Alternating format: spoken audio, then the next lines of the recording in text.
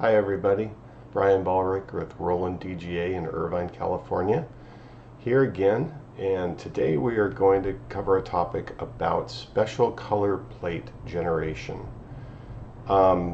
It's a feature within VersaWorks 6. It's extremely useful for any of us who have a Roland device that includes any of our specialty colors. That would be white ink, gloss ink, primer. This feature allows us to actually generate on the fly some of the components of those spot colors without having to put them in the design that you've loaded to be printed. So let's go ahead and take a look. I'll explain or I'll demonstrate what I'm speaking of here. So I've got the VersaWorks running, VersaWorks 6. I've got several devices loaded here. We've got a VG2 with orange ink, we've got a VG2 with white, and then we've got an LEF 300 that has white, gloss, and primer. So let's first just look at the VG2 with white. So we bring in any job, and right away I want to highlight something that you're going to see over in the mid column about midway down, and it's a line item here. It's called special items, and if you look over to the right, this job has a special item. It's been picked up by the RIP, and it's a normal cut. So just to give you the key to this, special cut simply means it found in that design one of the reserved colors for cutting. In this case, it's the cut contour spot name, and there was a line designated with it that was saved in the file. When you brought that file in, it goes through it and it will show you this special item icon and the floating letter A, and if you hover, you'll see normal cut. That is the indication that that reserved color was picked up. It's now ready to go. So by double clicking this job, we're going to open it up and take a look, and I'm just going to grow it up on the screen a bit, and you'll see these red moving line segments, and that is the visual verification that our RIP uses to show you these are cut lines. These will not print. These are strictly going to be used now for cutting. So that was picked up automatically. It found that file, it had that reserved color, and it's working. So let's take that back to normal, say OK. So there's that indication. There's normal cut has been picked up. Let's pick another file here. Okay, so again, this is the VG2 that I have that has white ink as a spot color in its ability. And sure enough, this file came in, and if you go to the special items and you take a look, there's the WH. That is our white ink designation as a special item that has been picked up by the RIP. So let's go ahead and double click, and it comes up on the screen. I'm going to grow it so it fits on the screen. Well, you'll notice I don't see any kind of visual verification at this point, but what we have to do is we have to change our media type to a media that accepts white ink. Easiest and quickest would be our clear PET film, and then when you go down, and you notice still there's no visual verification yet. We have picked the right machine. I know this machine has white, but we do need to now change the next item, which is the mode, and I'll have it just produce white ink only. And lo and behold, you'll now see the screen has changed radically. It got rid of the print data that it saw that was not white ink, and it's showing, and because I've only selected white ink to print, it's only showing you what it saw in the file that was reserved for white ink printing. And now I'll change this once again, and I'll say I want white and color, and boom. This is the job as it's meant to be run. So this was originally done for a silver film, so bright chrome appearance, reflective. With this job printing, it does a beautiful underlay of white. You'll see here that's the mode I've got selected, where white occurs first. That'll be the lowest layer, and then the color will lay on top of the white, and you'll get this beautiful design. So there you go. So there's another job that uses a spot color. We have the right machine. It has the white ink. We brought the file in. It encompasses a spot color specific for white use, and it's ready to go. So we'll say OK, and we'll go jump back out. Let's pick another one. Let's go third down on the list, and we've got the same auto shot that we had before, but something's changed. Take a look, special items. We've got normal cut, and right next to it, a perforated cut. So this job has both. Let's take a look, double click the job. Let's grow this up to fit the screen. Let's change this to a regular vinyl, and let's change the print only to print and cut, and boom. So you take a look at the visual verification I have on the right side. We've got print data. We've got the moving red line segments. That indicates normal cutting. That's where the knife goes down, stays down, creates the cut, and when it completes the total path right back to the beginning, lifts and moves to the next cut. That's just a normal cut. That is designated, remember, by the spot color reserve name that we use called cut contour, all one word, 2 capital C's. Then something different, on the outer edge you'll see a rounded corner box that is a moving line segment of gray color. That is our visual verification for a perf cut. So the reserve color name for that is perf cut contour, all one word, 2 capital C's and a capital P at the front. So as long as the spot color is named that and it's designated as a spot color and saved in within the job, it'll come in and it'll be this gray moving line segment. Very good. So moving right along, we've got those down, and now we're going to take a look at what to do when you bring a job in and you look over to the right and you see special items is empty.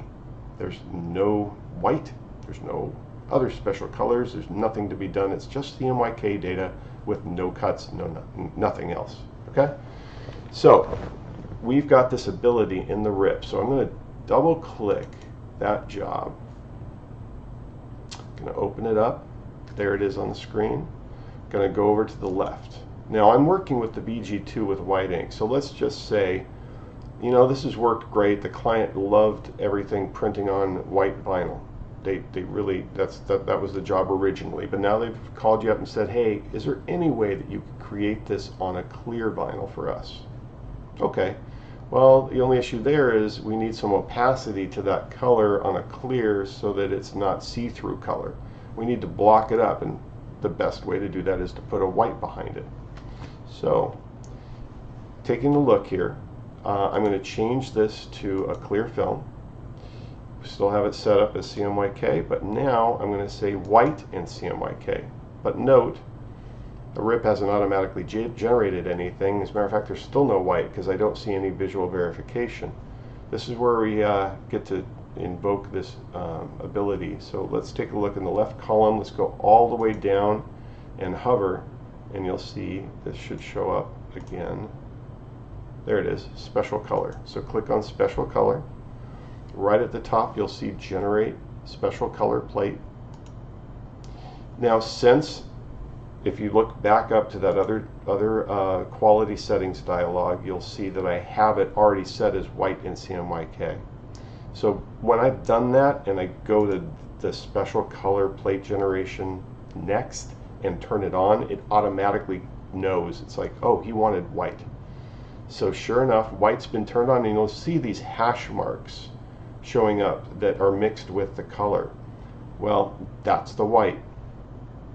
And I'm going to talk to you a little bit about what's happening. So it's generated the white ink wherever it found print color. So very simply, where there is the existence of color printing data, it has now been backed with white. And the way that's controlled is right here. Generated pattern is for print area. And we can also now say, instead of that, we can say outside the print area. So everywhere else, not where the ink currently sits for CMYK, but on the outer side. If you wanted it, you could do that. And lastly, the entire image.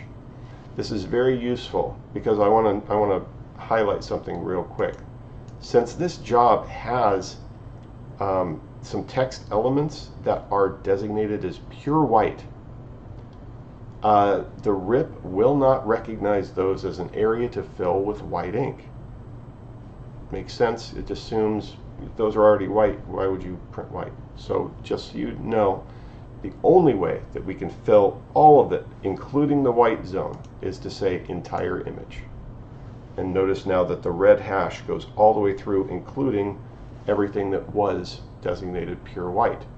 Now the other way to handle this, if you go back to print area only and you want white to occur within this area, you really do need to open up this artwork and create a duplicate of this job, or if you want, take the white detail, that is the white text, and what I've done before is very simply designate it as not absolutely pure white. Give it just a one kick up from 0 for one of the CMYK colors. Pick yellow because it's the lightest tone of any of the colors, and take yellow and kick it up to just a level of from 0 to 1. It's infinitesimal, the amount of ink that would be laid down anyhow, so theoretically you wouldn't see it. But the RIP no longer sees it as pure white, and when you bring it in, this will fill in accordingly, even using print area where it didn't before. So that's a quick tip. Next down, we have the ability to control density, just as you'd imagine. This simply controls how much total ink of white to put behind everything else. It will not change how the color is printed, but it has total control over the density of the ink of white. So let's continue down here. Our next ability to control is, sure enough, we only have a white ink machine, so the only thing we can choose here is the white ink is being generated with this tool. What's below this is another really valuable and powerful editing tool. We can change, if we wish, the offset of the horizontal and the vertical location of where the white occurs. So this is important for machinery only because that it's very difficult to maintain absolute precision of where white ink and color ink will occur. If for any reason that there's a discrepancy of mechanics on the machine, maybe it hasn't been calibrated in a long time, and very simply you don't have time. The calibrations can be done, no problem, but they take time. Let's say you just don't have time. You can do a quick test, and when you click on test, you'll see a chart shows up. This chart will actually get printed. So prior to actually printing your job, it'll print this. You'll use these patterns to visually verify which of the 3 line segments intersect at the best point, where they're not offset at all. And you very simply choose which number corresponds to where they intersect closely enough so it looks like it's a contiguous, complete line. And you'll enter these values, and it will make that correction. So we have that for horizontal position, we have it for vertical position, and last but not least, we have another control, and that is the ability to change the scale, the size of the white ink channel that's being generated. This is fantastic, and we use this all the time at the office. So very simply, ink as it flows and gets thrown down onto the object. Inks can sometimes have different what we call grow rates, where as the ink sits it may expand. It very simply, the ink doesn't sit perfectly where it's supposed to. It'll start to move away from the original location and create a bleed, where all of a sudden, as you look at this logo, theoretically what should happen is white should be exactly underneath every item. Well, we've got some items here that are pretty small, especially this little circle R that's next to the Roland logo. And depending on what size we're going to print this at, it can get even smaller, to the point where it's extremely small. Well, that becomes problematic because, again, where we want this ink to land, we don't want to actually see any white on its own creeping out from under the color. We want it to be kind of invisible, just it's underneath with the color laying on top. So white we want it to actually be a little bit inside the color. The way to do that, just go to size correction, and you'll see here as I click the down arrow, I usually give it a -5, which is 0.006 inch. We call it a choke. It's a term in the industry. We're bringing that location of the white at the boundary, only at the boundaries of every object, and we're bringing it in slightly. Guess what? White has now disappeared. Don't do it too much, because if you go too far, the white creeps in so far that now you've got a transparent outline of the color ink alone without any white behind it. What you want is just enough so the white disappears from any edge and doesn't go too far in that you leave the color sitting on its own. So this is a fantastic tool. Again, we use it all the time. So I'll click OK, and that job's been set up. Last but not least, I want to jump to a different machine real quick. This is one of our UV printers, and the beauty of using a UV printer are these spot colors that we get to add to our printing. It's a lot of fun.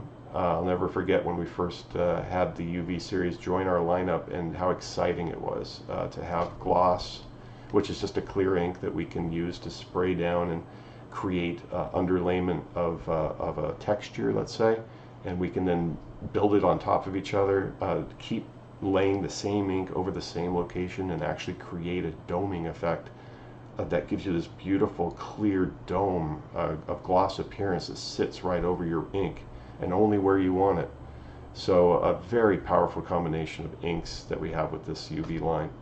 If you look over now to the right, I want to call your attention again to special items where we now see three. We have white ink showing up, we have GL, which is gloss ink, and we have PR, which is our primer ink. So real quick, primer is a just as it sounds, it primes. We're preparing the surface for adhesion and more ink. So in this case, these wood coasters, the wood that happens to be used on these is extremely oily. Lots of oil in this wood. If we just printed the UV ink on its own, it has a tendency to not hold. It just can't create a good bond because there's too much oil. Beautiful part. If your design has a primer element, which this one does clearly, we have a liquid, again, it's a primer. It gets sprayed first. So I will go ahead and show you that real quick. I'll open up this wood coaster design. What I would do is just go down to the quality settings, and instead of media type generic, I'm just going to say primer. This is when we want to control just the primer itself. And if you look, we've got our different quality settings, and you look over to the right, visual verification that it sees primer in the design, and it shows up just as we see here. So with that selected, we'll say OK. That would lay down the primer first, and then I'd come back, select the job again, and very simply just change it from primer up here to generic. And now we can do, let's say, white and CMYK. And you'll notice right away, you'll see some areas fill in the design that are now that hatching of red. That indicates a white ink, and I'll show that to you a little clearer. If I just tell it I only want to print with white as the mode, this is where white will occur. Now this is already in the design. So again, I need to highlight that. Let's go back out. Say OK. This design, within it already, the designer made very specific callouts and created objects that he wants to print white. Okay, we're not automatically generating anything with this yet. We haven't chosen to do any of the automatic special color plate generation. So it's just with what's already in it. And it's got white, it's got gloss, and it's got primer. So let's just take a look real quick. I'm going to open it up again. And this time, instead of generic, which would give us access to the colored inks and the white, I'm going to move it now to special effects. Special effects is where we have the control over the gloss ink. And notice right away our only selections under mode, color's gone, white ink's gone. It's just having to do with the gloss ink, and we have the options of a gloss varnish. That's a really fairly quick one hit, and it leaves just a really nice gloss appearance wherever wherever that gloss is designed. And as you can see from this visual verification of blue, it's only over line segments of the snake logo. So clearly the designer is calling that out. He wants it to pop and look different from everything else. So that's a great way to do it. You just simply throw some gloss ink on that. It'll really catch your eye, especially with any reflection you have in the room. So next down, you've got matte varnish. So instead of those line segments now getting printed and left with a really gloss appearance, it has a matte finish. Next one down after that is the same matte finish again, but with a tighter dot density. And last but not least is embossing. This is where things get really fun. Try to imagine all these line segments sitting right on top of the design, right? Now I'm going to go down to, if I remember, it is, there we go. It is under Use Custom Settings under General. So here we're at the wrench icon on the left. Carry over to the right. We're going to use Custom Settings and Overprint. This is where I can control how many hits of the gloss ink on these areas do I want to create. If it's just one, it's going to be fairly flat. You wouldn't be able to feel it. It's just for visual. You'd see a gloss hit right where those lines occur. Start kicking it up. 2 overpass, 3 overpass, 4 overpass. By the way, don't forget, every time I'm increasing this, they're going to take more time. It's going to go over and over and over, however many times I select, all the way up to 15. 15 is uncommon because it's so thick. We actually use that almost only for ADA signage where we're trying to mimic Braille, be able to feel it and to be able to read it with the America with Disabilities Act. Regardless, changing this is just the number of passes on top. So again, you start building up the ink, you start creating a dome effect where it gets taller and tactile. You'll feel it. And we've created some incredible designs that have artwork where you've called out only specific parts of the design and you build up your gloss ink and you get this amazing effect where it's not only visual, it's textural. You move it into the light and you can see physically that it's no longer a flat print. It's actually got depth. So, fun stuff. But again, last but not least, I want to call out the fact that we go back to any one of these, especially the white, and we go to any one of these jobs. Let's take this one where the white has already been in the job. Remember, it's showing up. It's in the design. We're not generating it automatically, but I still have control. So looking at the controls we have, let's go all the way down to special color again and go to where it says special color white. Notice that these are still active. I can change the horizontal, the vertical, and the size. So again, you have to give it to the VersaWorks creators. This ability is really key. Having that ability to even just change the size accordingly of the white on its own is so amazing. We use it all the time in the office. So there you have it. Spot color, special colored plate generation, all of those different controls, all within the ready to go.